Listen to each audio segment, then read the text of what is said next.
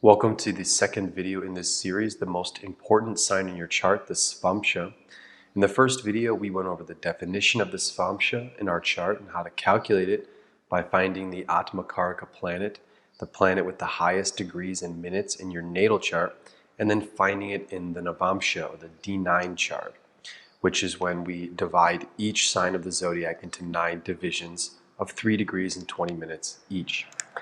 So now we're going to discuss why the Navamsa is so important in discovering who we are and the challenges that we face through our lives. And so when we talk about each of the different signs in the following videos, the main idea behind each sign is it's the challenge that we're going to be facing. It's the main uphill battle we're going to be facing. The significations of that sign will be a major theme throughout our life in terms of how it's going to, us working through that sign, how it's going to help us feel like our life has more purpose. And once we get into each sign, you're going to see a lot of different and unique significations coming from Jaimini, who is the sage that introduced this idea into Vedic astrology. So in order to really get to that level, we have to study why the Navamsa is so important as a chart, the 9th divisional chart. And so to do that, let's look a little bit more esoterically into the mathematics of astrology, and specifically the numbers 9, 5, and 1. So in astrology, those are called the trine houses. And usually we talk about the trine houses as the 5th house and the 9th house, but it's also included the 1st house, which is very overlooked. It's actually a trine house. And so we're going to be studying these 3 houses and how they are all 5 signs from one another, which creates a circle of 5s. And this circle of 5s is going to define the fluidity and ease we have in understanding of our divine purpose, and not just our divine purpose, but our material purpose, our dharma and our duty in life, and how those play out and how fluid our life experiences are felt from knowing what our duty is and what our divine purpose is. So those houses, the 1st, 5th, and 9th, help us to understand what that purpose is in our life. And we're going to see now how that is revealed through the Navamsa chart. So a key reason for exploring the harmonics of 5s is that Jaimini, the sage from which this study comes from, uses the Sanskrit word panka before his description of the Svamsa signs. And in Sanskrit, that word means 5. And the number 5, esoterically, signifies the knowledge of good and evil. And it is a choice point of doing what is part of our dharma in our life, or choosing not to follow our dharma in life. And everyone's dharma is totally different. We all have a unique purpose in life that's individual to us. So 5 symbolizes this challenge we face on a daily basis to do what is right for ourselves. And as we dissect each Svamsa sign, we'll explore the unique challenges of each sign. And that's not to say that being altruistic is not a part of doing what is right for ourselves. So it's not a selfish way of looking at the world. It is knowing on an inner level what you are inspired to do in your lifetime. So it's much more than just, I have to do everything for myself. So it's not meant to be confused as creating a dichotomy between individualism and altruism, or being selfish or being giving. It's on a deeper level. It's really about your inspired purpose from within. So now let's look at the harmonics of the trine houses and how they're interrelating with one another in our natal chart. The number 1, or the 1st divisional chart, our natal chart, and the 1st house are important in defining our overall path in life and the vehicle by which we're walking that path, which is our body. And so the 1st house represents our body, our mind, and using those as an instrument to walk our unique path in life. And it's also about the outward expression of our body. Those are the first house. The fifth house, or 5 houses from the first house, is the creative capacity we have to express the knowledge we've gathered while walking on our path. So creativity is the key word there. In the 5th divisional chart, it is important to see our overall creative capacity, and specifically our children and our dynasty, which are the most profound things that we create in our life. Take note of the first video when I talk about the most important charts in the sequence of 12 charts, 12 divisional charts in Vedic astrology. The 5th divisional chart isn't mentioned as some of the 12 most important. And this is because Parashara, the important Vedic astrologer who gave us so much information about the important divisional charts, he left out the 5th divisional chart. But interestingly, it's still used widely in the Vedic tradition, and Jaimini, who we're dealing with now, uses the 5th divisional chart in his techniques. So even though that D5, the 5th divisional chart, isn't included in the main sequence of the most important divisional charts, it is still an important chart. So we could say it's the 13th chart that we can use to find, as I mentioned, our capacity for creativity and creating a dynasty. The 9th house, or 5 houses from the 5th house and 5 houses to the 1st house, is the larger purpose that we put our minds to in order to walk our path in life. So it's the purpose that we use our creative intelligence from the 5th house in order to accomplish something that's larger than our individual selves. So we take the 1st house, which is our body, our walking the path in life. The 5th house, which is our ability to gather creative intelligence while walking that path. And then the 9th house, using that creative intelligence for something that's larger than us. So the 1st, 5th, and 9th have this harmonic revolving around our purpose in life and deriving from what our individual path in life is. The 9th divisional chart, the Navamsa, is the key to understanding our overall feeling about our purpose in our life and how easy or difficult we feel that our path is unfolding. But it's not necessarily how difficult our path actually is. For example, our natal chart could show that we have a really difficult path to walk. Our life has little wealth. Our life has a lot of ups and downs, dealing with stresses, things come into our life that are unexpected, that are very difficult to deal with, that other people don't have to necessarily deal with. All of that is being revealed in the natal chart. But then we look at the Navamsa chart and we see that, and the Navamsa chart is very well disposed.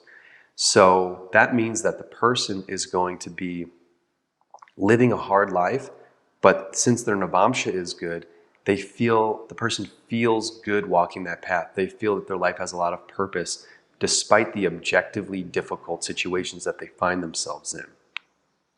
And so that Navamsa serves to really help that person. They become a happy person. Take the reverse of that. If a person has a great natal chart, in the sense that objectively great in comparison to other people, meaning that material life goes by very smoothly, they amass a lot of wealth, they're recognized by their peers, they're respected by the authorities, they're respected by the people that they want respect from, they have a family, they have everything that materially works out in their life, and things kind of just fall in place for that person. Then you look at their Navamsa chart, and the Navamsa chart is in terrible condition. The person is depressed and sad and doesn't feel like their life has any purpose to it. So even though they have everything, they don't feel like their life is worth very much. Their Navamsa chart is in terrible condition. So you see how, and then what the result is that they feel unhappy and they don't enjoy their life. And that comes down, the reason why they don't feel happy is because their inspired purpose has too much variation to it, or they're not really driven by a single thing, that a larger purpose in their life that makes it all feel worth it. And so when the end result is unhappy, nothing in life really seems to be worth it anyway. So we can think of the Navamsa as the sails on a ship, one of those old ships where, say, the ship is our body. The Navamsa are the sails of the ship. And some people have a smaller ship and they have a smaller sail. Some people have a huge, old school wooden ship with tons of dynamic and massive sails. Everyone is a little bit different. Everyone is riding on a different ship. If the person has a good Navamsa, those sails are tightly strung, they're not ripped or torn, and the person is able to take the winds of life, take the atmospheres around them, and ride their ship smoothly in their life, and they can then direct their life in a very specific way. Because the better sailor you are, the more that you can harness the wind using the sails and go exactly where you want to go. When a person has a bad Navamsa, that means that their sails are torn, the ropes are faulty, and then these ropes start to break. And so the result is that the person strays and they move around and they can't control their ship. They can't control their body, their life, their will to do something meaningful and purposeful. And the result is that they're wandering through life. So the person will feel more troubled because they can't control where they're going, or they don't feel like they know where they're going. So that's a metaphor for how to understand how the Navamsa works. The better our Navamsa, the more control we have over our life, and the more we feel like we're going in a certain direction. When the Navamsa is difficult, we have less control over where our life is taking us, because our purpose is not firm and tightly wound and able to bring us to a place that we're actually intending to go. So the 1st, 5th, and 9th houses are the houses of Dharma, and their natural signs are the fire signs. And so Dharma, as we've said, is the duty that we perform in the world that reflects our original purpose. And it's the fire that we feel inside of us to act out our innate nature and reflect the connection that we have with ourself. And so the 1st, 5th, and 9th we can call the self houses.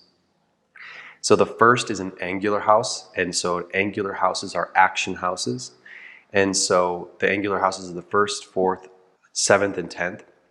And so the dharma of our body, the duty of our body, the 1st, to walk the path with conviction, an angular house of action and conviction, using intelligence and the strength of our mind to carry that mission out, what that fire inside us is doing, that action to carry that mission out. The 5th house is our dharma of creation, using our intelligence in a creative, confident, and spontaneous way to express the divinity within us. And the 9th is our dharma of our purpose, the ability we have to use our intelligence to accomplish things beyond our individual self, or things that we tie ourselves to that reflect our higher purpose, such as a partnership or marriage. And so this is why the 9th chart is used as a marriage chart, because we're tying to ourself to something bigger, that is the two people connecting into something greater, that is the marriage. But it can also mean fulfilling the mission that our parents give us. The 9th house is a signification for our parental upbringing and what we're taught by our parents. And the 9th is also the spiritual or religious path, or any belief system that we tie ourselves to, because the belief system is a system beyond ourselves.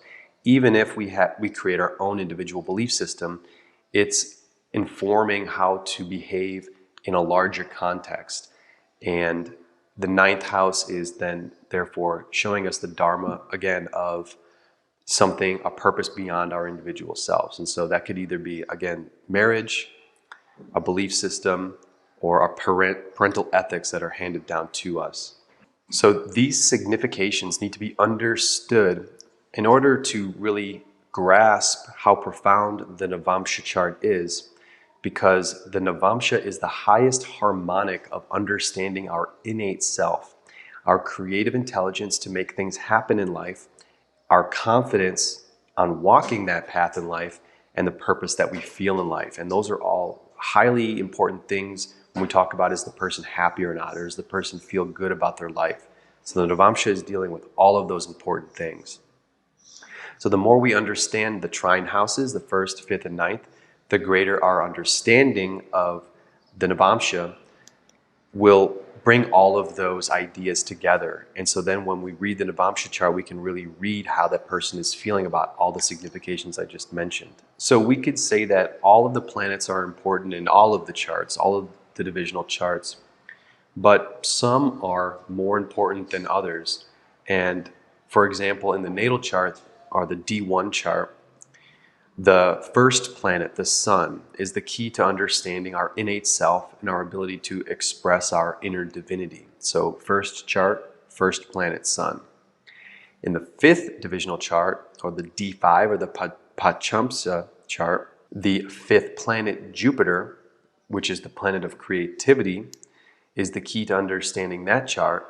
And that chart is helping us to see our capacity to create things that exist outside of us, and the quality of the things that we create.